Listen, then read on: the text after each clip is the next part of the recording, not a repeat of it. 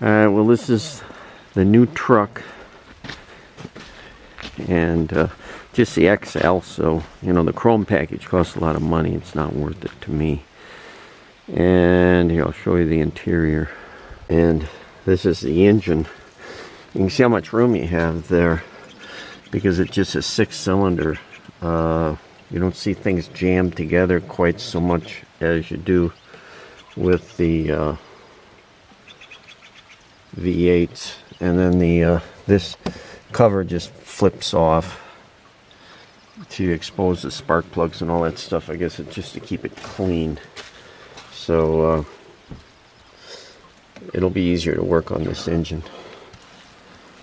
Alright, this is the test of the new 2015 Ford F-150 with the Ecoboost 3.5 liter engine, 6-speed. You can see that because I'm going up hills, a lot of hills up in the mountains, I've shut off 5th and 6th gear, and I'm just using 1 through 4. Basically, I'm just cycling between 3rd and 4th gear. I don't want the engine, every time I am in a straightaway, to go up to 6th gear and then have to shift back down in the corners. So I've shut off 5th and 6th gear. Now here's what the roads look like, you know, hilly, up and down, and the truck's handling all this very, very nicely. A lot of power with the 3.5 liter, more power than my 5.4 liter Triton engine in my old pickup truck, which is a 2003. So this is very nice. Now you can also set this up for using a trailer, and that's hauling horses. One of the reasons why I bought this truck. I have a problem with the 2003 F-150 because it only has 4 gears, and generally going up a hill like this hauling a horse trailer, I'd be really hard pressed to pull it any faster than 40 miles an hour, and the gearing is just not good in the old 4-speed. I'd be in 2nd gear all the time, lugging it when it got down to, you know, 30 miles an hour, and then trying to wind it out when I got up to 50 miles an hour. And it just not powerful enough really to pull it up 50 miles an hour. So this truck has a lot more power, and the 6 gears is going to give me better gas mileage, and I'll be able to haul the horses no problem, because I'll be in the power range in 2nd, 3rd, and 4th gear very nicely. And then on the highway, of course, using 5th or 6th gear. But a windy road like this is very difficult to haul horses. And the old truck, the engine would lug at 30, and I always thought that was hard on the engine. So I'm very happy with this. I ordered it toward late October, and it finally came in March 15th.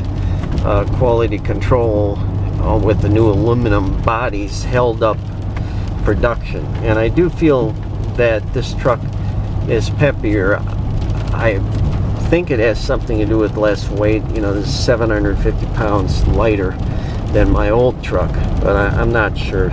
The only features I added on this thing was the electronics package for $2,000, and that gives me a very sophisticated stereo system which can use a thumb drive instead of CDs.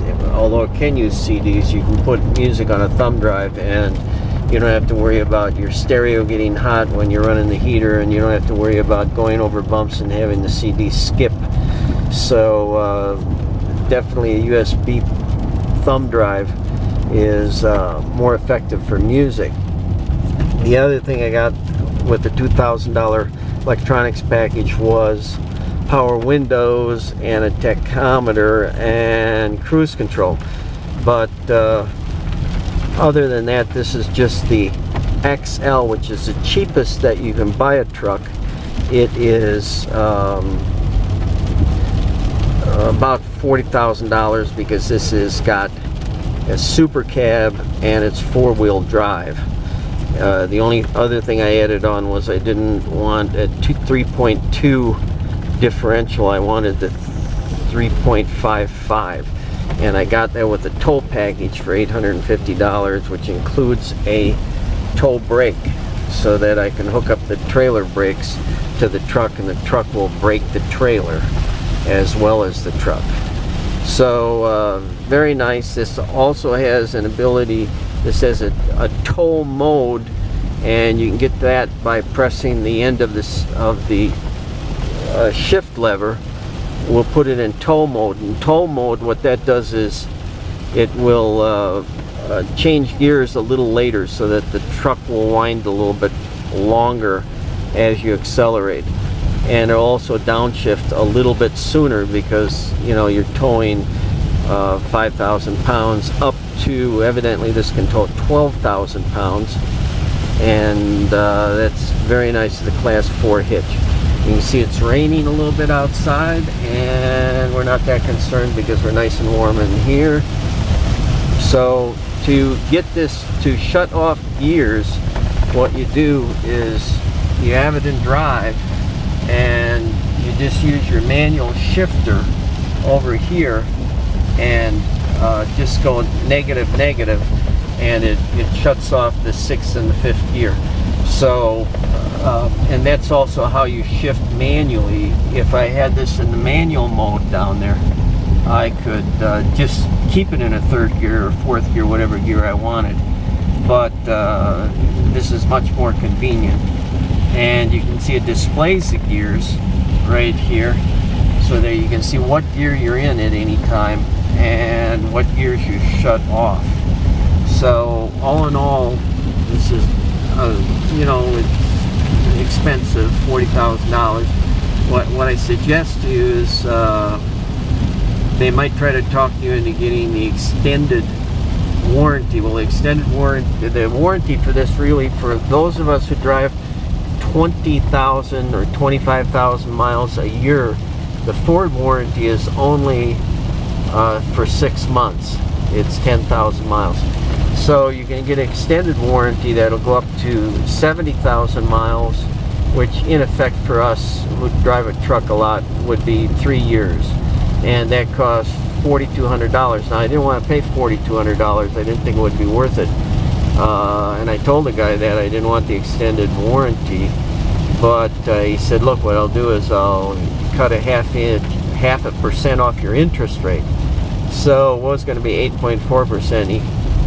Somehow, I don't know how they do that with the bank, and the bank made the loan at 7.9%. Well, I don't have that great a credit, so 7.9% was a good deal. I mean, they could have all in all turned me down for the loan, and they didn't. So I was happy to get 7.9, and I got the extended warranty, even though I probably won't need it.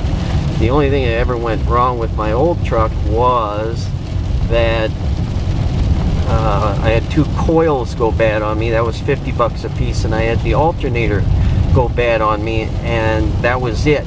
That was the only 2 things that ever went wrong with my old truck, and it has 200,000 miles on it. So these Ford trucks are built like they say, very tough, and I drive off-road, I haul horses, and they stand up to all that abuse, so I'm real happy with it. Now here we've got a straightaway, and so if you watch this, I'm gonna put it in 5th gear by pressing the button that's on the steering column, and I'll even put it up to 6th gear if it wants it, and I can go 60 miles an hour in 6th gear is okay. But going up hills, going 40 miles an hour, I really do like the truck to stay in 4th gear all the time. Now here it is from the other angle. Now the end of the shift lever has a button, and the button you press once to put it into tow mode, and twice to put it in sport mode. And I don't know what the difference between the 2 is. They'll cause it to shift a little later on an upshift, and shift a little earlier on a downshift, because it thinks you're pulling a trailer or you're in a sport mode. It'll let the engine wind up a little bit more before it shifts. And this is the old truck, 200,000 miles on it, but it's still running fine. I always use synthetic oil, but I don't trust it to haul the horses all the way up to Colorado anymore, so it's going to be the work truck. And it's in good shape. It never was in a collision or anything. But boy, I can tell the difference with the weight. That truck weighs 5,300 pounds. The new one weighs 4,500 pounds because of the aluminum.